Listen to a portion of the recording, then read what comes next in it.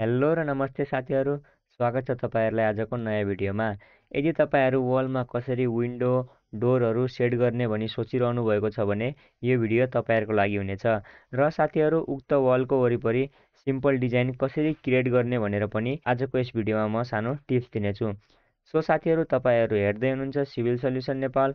आउनुहोस् सुरु गरौँ आजको भिडियो। साथीहरू, डोर र विन्डो क्रिएट गर्नका लागि यहाँ आर्किटेक्चरल ट्याबमा देख्न सक्नुहुन्छ डोर र विन्डो भन्ने अप्सन रहेको छ।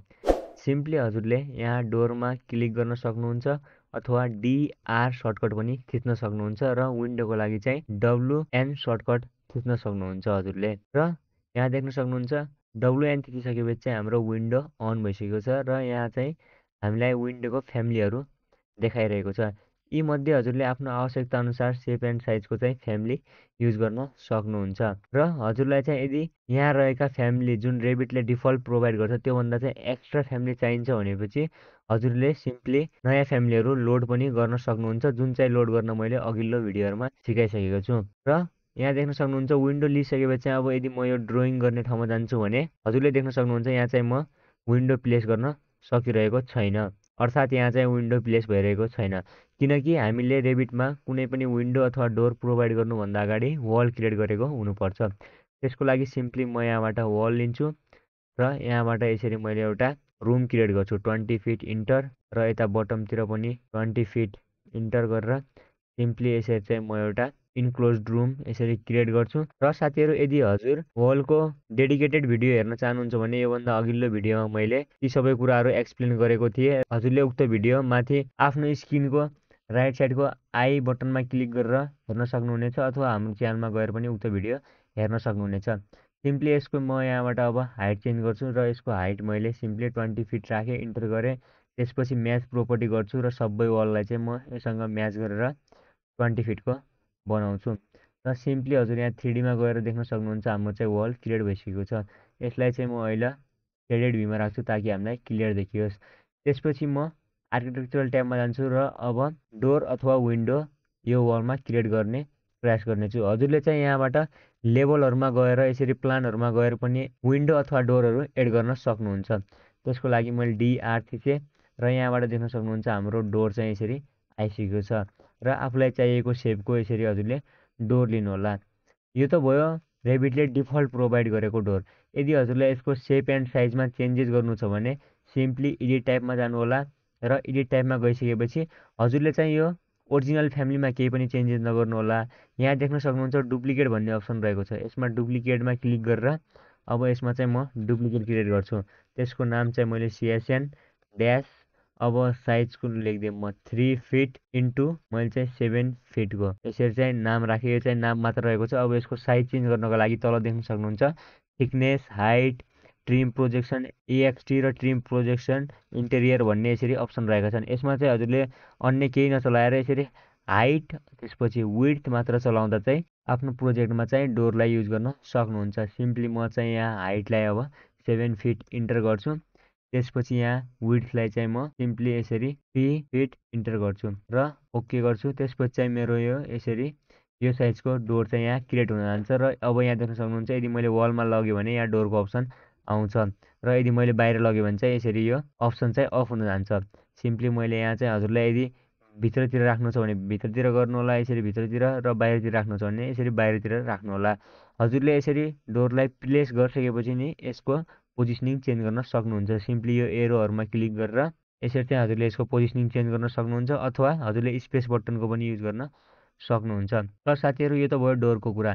त्यसपछि आउँछ विन्डो। विन्डोको लागि पनि हाम्रो सर्टकट रहेको छ डब्लुएन, त्यसरी चाहिँ हजुरले विन्डो अन गर्न सक्नुहुन्छ। त्यसपछि यहाँ साइडमा चाहिँ यो फ्यामिलीहरू पनि विन्डोका रहेका छन् जुन चाहिँ हामीलाई रेबिटले डिफल्ट प्रोभाइड गर्ने गर्दछ। र सिम्पली आफूलाई चाहिएको साइजको लिनुहोला। यदि हजुरलाई यसको साइजमा एडिट गर्नु छ भने एडिट टाइपमा जानुहोला र डुप्लिकेट क्रिएट गर्नुहोला। ओरिजिनल फाइलमा चाहिँ कुनै पनि चेन्जेस नगर्नुहोला। यसरी मैले यसको नाम प्रोभाइड गरेँ र नाम प्रोभाइड गरिसकेपछि सिम्पली यसको नाम चाहिँ मैले 5 फिट इन्टु 7 फिट यसरी नाम राखेँ। त्यसपछि चाहिँ यहाँ देख्न सक्नुहुन्छ हाइट चाहिँ मैले 7 फिट राखेँ, इन्टर गरेँ। त्यसपछि विड्थ यहाँ देख्न सक्नुहुन्छ 610 रहेको छ जसलाई चाहिँ मैले 5 फिट इन्टर गरेँ। र हजुरले यो रफ विड्थ, रफ हाइट आदि इत्यादि नचलाउँदा पनि हुन्छ। र त्यसपछि डिफल्ट सी लाइट रहेको छ, यो चाहिँ हजुरले बाहिर पनि प्रोभाइड गर्न सक्नुहुन्छ। सिम्पली यहाँ ओकेमा क्लिक गर्नु होला र अब यहाँ गएर चाहिँ हजुरले सिम्पली यसरी वालमा प्लेस गरिदिनु होला। अब यदि हामीले 3Dमा गएर हेऱ्यौँ भने हाम्रो यहाँ देख्न सक्नुहुन्छ डोर पनि यसरी प्रोभाइड भइसकेको छ र यो विन्डो पनि यसरी प्रोभाइड भइसकेको छ। सिम्पली हजुरले यसलाई चाहिँ यहाँबाट मुभ पनि गर्न सक्नुहुन्छ। यसरी यसमा क्लिक गरेर यसरी मुभ गर्न सक्नुहुन्छ र यसलाई पनि हजुरले यसरी क्लिक गरेर चाहिएको ठाउँमा यसरी मुभ गर्न सक्नुहुन्छ।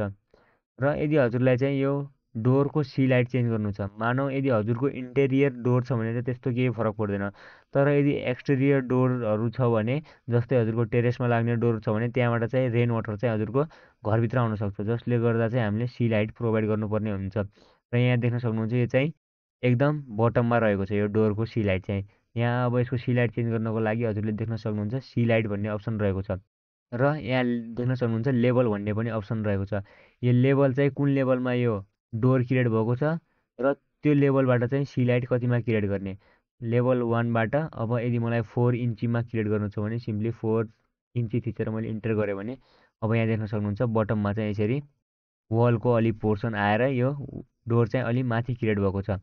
सिम्पली यदि हजुरलाई विन्डोको पनि सी लाइट चेन्ज गर्नु छ भने विन्डोमा क्लिक गर्नु होला, त्यसपछि सी लाइट यहाँ देख्न सक्नुहुन्छ अप्सन रहेको छ। र यदि मलाई सी लाइट 3 फिट राख्नु छ 3 फिट राख्नु छ भने सिम्पली 3 फिट राखेर इन्टर गऱ्यो भने अब देख्न सक्नुहुन्छ यो चाहिँ तल आएको छ। र यदि हजुरलाई विन्डो डोरहरूको मटेरियलहरू चेन्ज गर्नु छ भने एडिट टाइपमा जानु होला र यहाँ देख्न सक्नुहुन्छ मटेरियल्स एन्ड फिनिसेस भन्ने अप्सन रहेको छ। यसमा गएर चाहिँ हजुरले यहाँ राइट साइडमा जानुभयो भने यो 3 डटमा क्लिक गरेर चाहिँ यिनीहरूको मटेरियल पनि हजुरले सिम्पली चेन्ज गर्न सक्नुहुन्छ। अहिले चाहिँ म यसलाई क्यान्सल गरिदिन्छु र यहाँबाट ओके गरिदिएँ। यदि हजुरलाई चाहिँ रेभिटले प्रोभाइड गरेको डिफल्ट यी विन्डो अनि पछि डोरहरूभन्दा कुनै एक्स्ट्रा डोर विन्डो चाहिएको छ भने सिम्पली विन्डोमा जानु होला, अथवा डोर चाहिएको छ भने यसरी डोरमा जानु होला र यहाँ राइट साइडमा देख्न सक्नुहुन्छ लोड फ्यामिली भन्ने अप्सन रहेको छ। यहाँबाट चाहिँ हजुरले लोड फ्यामिलीमा गएर आफ्नो फ्यामिली चाहिँ कहाँ राख्नु भएको छ, यो कुरा चाहिँ मैले अघिल्लो भिडियोमा पनि सिकाइसकेको थिएँ। हजुरले उक्त भिडियो आफ्नो स्क्रिनको टप राइट कर्नरमा आई बटनमा क्लिक गरेर अथवा हाम्रो च्यानलमा चाहिँ गएर हेर्न सक्नुहुन्छ। र यहाँबाट म रेभिट फ्यामिलीमा जान्छु र त्यहाँबाट चाहिँ अब मलाई मानव कुन डोर लिनु छ, सिम्पली मलाई यहाँबाट डोर ऱ्यान्डमली चाहिँ म यहाँबाट एउटा यसरी डोर पिक गर्छु। यो डोर पिक गरेँ र यदि मैले यसमा ओपनमा क्लिक गरेँ भने अब देख्न सक्नुहुन्छ त्यो डोर चाहिँ रेभिट 2017मा बनेको थियो। मेरो चाहिँ रेभिट 2018 भएका हुनाले अपग्रेड भइरहेको छ। यहाँ देख्न सक्नुहुन्छ हाम्रो चाहिँ यो डोर यसरी यहाँ लोड भइसकेको छ र अब चाहिँ यसलाई हजुरले चाहिएको ठाउँमा यसरी प्लेस गर्न सक्नुहुन्छ। र यसमा पनि हजुरलाई केही चेन्जेसहरू गर्नु छ भने सिम्पली यसरी क्लिक गर्ने, त्यसपछि एडिट टाइपमा जाने र हजुरलाई चाहिँ अब यहाँ देख्न सक्नुहुन्छ डाइमेन्सनहरू चेन्ज गर्नको लागि यहाँ डाइमेन्सन भन्ने अप्सन रहेको छ। मटेरियल्स एन्ड फिनिसेस चेन्ज गर्नको लागि यहाँ यो मटेरियलको अप्सन रहेको छ र यहाँ चाहिँ तल आइडेन्टिटी डाटाहरू रहेका छन्। यसमा चाहिँ केही चेन्जेस नगर्नु होला, सिम्पली हजुरले चेन्ज गर्ने भनेको यही डाइमेन्सनहरू र मटेरियल्सहरू मात्र हो। त्यसपछि मैले यसमा ओके गरिदिएँ र अब देख्न सक्नुहुन्छ यो चाहिँ हाम्रो डोर यहाँ यसरी प्लेस भएको छ। यदि हजुरलाई चाहिँ यसको सी लाइट चेन्ज गर्नु छ भने सिम्पली क्लिक गर्ने, त्यसपछि चाहिँ यहाँबाट सी लाइट हजुरले 4 इन्ची सिम्पली यसरी प्रोभाइड गर्न सक्नुहुन्छ। र यदि हजुरलाई चाहिँ विन्डोहरू लोड गर्नु छ भने सिम्पली यसरी विन्डोमा जानु होला र लोड फ्यामिलीमा जानु होला। यदि हजुरसँग यी फ्यामिलीहरू छैनन् भने मैले चाहिँ पुरानो भिडियोमा चाहिँ त्यो फ्री फ्यामिलीहरू कसरी डाउनलोड गर्ने भन्ने सिकाएको थिएँ। हजुरले उक्त भिडियो गएर चाहिँ चेक गर्न सक्नुहुन्छ र त्यहाँबाट चाहिँ फ्रीको फ्यामिलीहरू चाहिँ डाउनलोड गरेर आफ्नो प्रोजेक्टमा युज गर्न सक्नुहुन्छ। मैले चाहिँ यसरी यो अगाडि नै डाउनलोड गरेको थिएँ, सो यहाँबाट चाहिँ म अहिले युज गरिरहेको छु। विन्डोहरू राखेको अप्सनमा जान्छु, यहाँ देख्न सक्नुहुन्छ विन्डो भन्ने फाइल रहेको छ र यहाँबाट चाहिँ मैले आफूलाई चाहिए अनुसारको विन्डो युज गर्छु। यहाँबाट देख्न सक्नुहुन्छ हजुरले जुनसुकै पनि विन्डो लिन सक्नुहुन्छ। मानौ यदि मलाई चाहिँ यहाँबाट बे विन्डो चाहिएको छ भने सिम्पली यो डबल क्लिक गरेँ, त्यसपछि चाहिँ मैले यहाँबाट चाहिएको विन्डो यसरी क्लिक गरेँ र ओपनमा क्लिक गरेँ भने अब देख्न सक्नुहुन्छ त्यो विन्डो चाहिँ 2015मा बनेको हुनाले 2018को लागि चाहिँ अपग्रेड भइरहेको छ। यहाँ देख्न सक्नुहुन्छ हाम्रो मोडल चाहिँ अपग्रेड भइसकेको छ र हाम्रो प्रोजेक्टमा यसरी लोड पनि भइसकेको छ। सिम्पली मैले यहाँ क्लिक गरेँ र यो देख्न सक्नुहुन्छ विन्डो चाहिँ हाम्रो यहाँ प्रोभाइड भइसकेको छ। र यसमा पनि चेन्जेस गर्नको लागि सिम्पली हजुरले यसमा क्लिक गरेर यहाँ चाहिँ एडिट टाइपमा गएर एडिट गर्न सक्नुहुन्छ। मैले अघि नै भनिसकेँ हजुर चाहिँ ओरिजिनल फ्यामिलीमा एडिटहरू नगर्नु होला, सिम्पली त्यसको चाहिँ डुप्लिकेट क्रिएट गरेर आफूलाई चाहिए अनुसारको विन्डो चाहिँ बनाउनु होला। र मटेरियल्सहरू सेप साइजहरू पनि त्यसरी डुप्लिकेटमै क्रिएट गर्नु होला र ओरिजिनल फाइलमा चाहिँ केही पनि नचलाउनु होला। सिम्पली अहिले चाहिँ मैले यसलाई काटिदिएँ र यहाँ देख्न सक्नुहुन्छ यो चाहिँ हाम्रो बे विन्डो पनि यसरी क्रिएट भएको छ। अनि साथीहरू हजुरले चाहिँ यसको वरिपरि डिजाइन बनाएको देख्नुभएको होला। यो विन्डोहरूको वरिपरि चाहिँ हाम्रो ससाना प्रोजेक्सनहरू बनाएर चाहिँ डिजाइनहरू क्रिएट गरिएको हुन्छ, जुन चाहिँ हामीले मोडेल इन प्लेस भन्ने यहाँ कम्पोनेन्ट अप्सनबाट योभन्दा अघिल्लो भिडियोहरूमा सिकेका थियौँ, त्यहाँबाट पनि क्रिएट गर्न सक्छौँ। तर त्यो चाहिँ हाम्रो इस्टिमेसनको टाइममा चाहिँ हामीले रेबिटबाट पनि गर्न सक्छौँ। जुन इस्टिमेट त्यसमा चाहिँ त्यसले ब्रिकको रूपमा काउन्ट नहुने हुनाले चाहिँ हामीले त्यसलाई वलको सहायताले बनाउँदा चाहिँ बढी इफेक्टिभ हुने गर्दछ। जस्तै इक्जाम्पलको लागि मैले यहाँबाट लेभल 1मा गएँ।